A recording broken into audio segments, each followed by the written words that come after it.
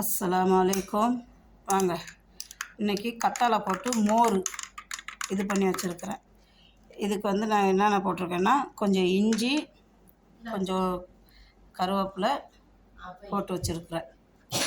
போட்டு மிக்சியில் போட்டு அடித்து, நமக்கு உப்பு தேவைன்னா உப்பு போடலாம், இல்லைன்னா சர்க்கரை போட்டுக்கலாம். நான் ரெண்டுமே போடுவேன். கொஞ்சோண்டு அது, கொஞ்சம் சர்க்கரை, கொஞ்சம் உப்பு. அப்புறம் இது ஈச்சம்பழம்னா கஜூரு, அதை ஒரு 7 பீஸு.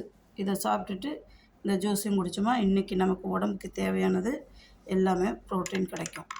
இந்த கத்தாழை நம்ம உடம்புக்கு அவ்வளோ நல்லது. கத்தாழை நம்ம ரத்தத்தில் இருக்கிற சுகரை கண்ட்ரோல் பண்ணும். இந்த கிட்னிக்கு ரொம்ப நல்லது. உடம்புக்கு சொல்லப்போனால் உடம்புக்கு நமக்கு தேவையான இது இந்த கத்தாழையில் இருக்குது. நீங்கள் வாரத்தில் ஒரு நாள் ஜூஸ் அடித்து குடிக்கலாம்.